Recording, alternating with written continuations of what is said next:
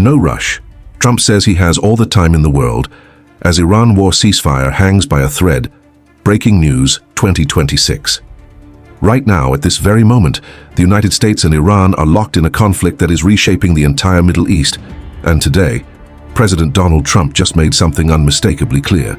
He is in absolutely no hurry to end it. Speaking out on Thursday, Trump went straight to social media to deliver a message that sent shockwaves through diplomatic circles around the world. "I am possibly the least pressured person ever to be in this position," the president declared. "I have all the time in the world, but Iran doesn't. The clock is ticking."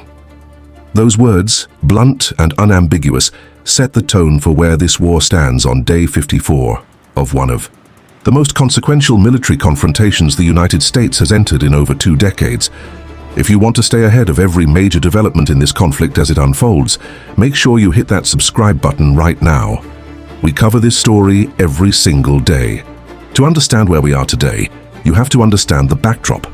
The war between the U.S., Israel, and Iran began in late February of 2026, following a period of escalating tensions over Iran's nuclear program. Its brutal crackdown on domestic protesters and years of maximum pressure sanctions. American and Israeli forces launched coordinated airstrikes, targeting military installations and government sites inside Iran.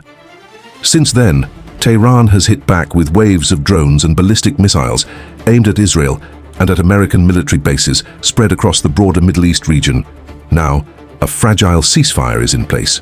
But the word fragile doesn't even begin to capture how tenuous the situation actually is on the ground. Trump extended that ceasefire just 2 days ago on Tuesday, citing the Iranian government's deeply fractured internal state as the reason for granting more time. Yet in the same breath, he made clear the U.S. naval blockade of Iranian ports will remain fully operational. We want to hear from you. Drop a comment below. Do you think Trump's no-rush posture is a calculated negotiating strategy or a dangerous gamble? Let's talk about it. At the heart of this standoff sits one of the most strategically critical waterways on the entire planet, the Strait of Hormuz. Since the beginning of the conflict, Iran effectively shut this passage down, cutting off a vital artery for global oil shipments and sending energy markets into a tailspin. Trump agreed to the initial ceasefire on the condition that the strait be fully reopened. But here's the problem. It hasn't been. Traffic through the passage remains at a fraction of its normal volume, and Iran has shown no signs of backing down. In direct response, the U.S. Navy deployed a full blockade of Iranian ports, a move that Iran's foreign minister has publicly described as an act of war and a blatant violation of the ceasefire agreement itself. This is exactly the kind of high-stakes geopolitical story we break down daily here. Subscribe so you never miss a single update. The situation on the water escalated dramatically this week when Iranian Revolutionary Guard forces seized 2 container ships and fired on a third in the Arabian Sea. Iran's state media broadcast footage of the operation. U.S. Central Command, meanwhile, announced that American naval forces had redirected 31 vessels, the majority of them oil tankers, ordering them to return to port or reverse course entirely, as the blockade tightened its grip on Iran's already devastated economy. Pentagon officials also briefed lawmakers this week on a sobering intelligence assessment. Even after this war ends, it could take up to 6 months to fully clear the Strait of Hormuz of mines. Before normal shipping can resume, Iran's parliament speaker made Tehran's position unmistakably clear. As long as the U.S. blockade remains, the strait will not reopen. Period. The Iranian side also warned that the ceasefire extension could simply be a delay tactic designed to buy time for a renewed military assault. Tehran's advisors have described the entire process as potentially nothing more than a ploy. Here's something we'd love your take on. Comment below. Should the United States lift the naval blockade as a goodwill gesture to get talks back on track? Or would that send the wrong message entirely? The nuclear deal, risk and diplomatic paralysis. Here is where the story gets even more complicated, because what happens next in the diplomacy could define the nuclear landscape of the Middle East for the next generation. Trump has said from the very beginning that the entire purpose of this military campaign against Iran was to permanently eliminate any path Tehran could take toward developing a nuclear weapon.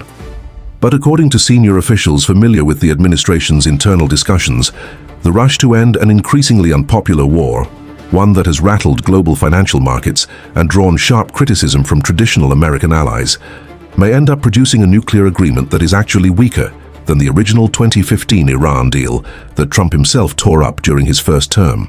Think about that for a moment. The war was fought to prevent a nuclear Iran, but the peace deal being discussed could leave Iran's nuclear program in a better position than it was before hostilities began. Meanwhile, the path to any negotiated solution remains completely blocked right now. A second round of peace talks, which was supposed to involve Vice President J.D. Vance traveling to Pakistan to meet with Iranian officials, has been put on hold indefinitely. Iran, for its part, has insisted it will not enter any negotiations while operating under what it calls the shadow of ongoing military and economic threats. Tehran wants the blockade lifted before talks resume. Washington says the blockade stays until Iran offers a credible, unified peace proposal. We'll keep tracking every twist in these negotiations. Hit subscribe to follow this story as it develops in real time. Trump, for his part, has described Iran's current military standing in the starkest possible terms. He has said Tehran's navy has been sunk, its air force demolished, its anti-aircraft and radar systems wiped out, and its top leadership eliminated. The president argues that all of this means time is simply on America's side, and that Iran will eventually be forced to come to the table on Washington's terms. Whether that assessment proves accurate or dangerously overconfident remains the defining question of this entire conflict. What do you think? Leave your thoughts in the comments. Can diplomacy still succeed here, or has this conflict gone too far for a negotiated peace?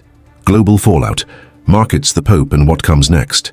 The consequences of this war are now rippling far beyond the borders of Iran, Israel, and the United States. On Thursday, Pope Leo XIV, speaking to journalists during his return from an 11-day pastoral visit to Africa, described the U.S. and Israeli bombing campaign against Iran as having created what he called a chaotic situation for the global economy, while also condemning the immense suffering being inflicted on the Iranian civilian population. The new pope also made a point of criticizing the Iranian regime directly for its deadly crackdown on domestic protesters, a separate humanitarian crisis that has been unfolding alongside the military conflict. Notably, the pontiff revealed that he carries a photograph of a Lebanese Muslim child who had welcomed him to the country last year, a boy who was later killed in the war. It was a deeply human moment in the middle of an otherwise cold geopolitical standoff. On Capitol Hill, the political fault lines over this conflict are becoming sharper by the day. For the fifth time this year, the United States Senate voted on and rejected a measure that would have required congressional approval before any further military action against Iran could be authorized. The measure failed each time, meaning Trump retains broad executive war powers going forward. In other military developments, Navy Secretary John Phelan was abruptly removed from his position Thursday, effective immediately. Even as the Navy continues its active blockade operations against Iranian ports, adding yet another layer of institutional turbulence to an already complicated chain of command. On the Israel-Lebanon front, a second round of direct ambassador-level talks was convening at the White House on Thursday afternoon, with Trump himself expected to participate in part of the session. A fragile 10-day ceasefire in Lebanon is days away from expiring, and both Israeli and Hezbollah forces have continued to exchange fire across the border. Israeli Prime Minister Netanyahu, meanwhile, has claimed the war has significantly strengthened Israel's regional standing, opening doors to new alliances. As of tonight, every element of this crisis, the ceasefire, the blockade, the diplomacy, the nuclear question, remains unresolved and in motion. Stay with us. Subscribe now and tap the bell so you're the first to know when this story breaks open again. This is one you cannot afford to miss.